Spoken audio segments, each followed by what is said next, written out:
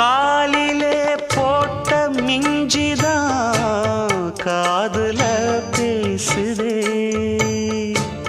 கழுத்துல போட்ட தாலிதான் காவியம் பாடுதே. நெத்தி சுட்டியாடும் உச்சந்தலையில் பொட்டு வச்சதா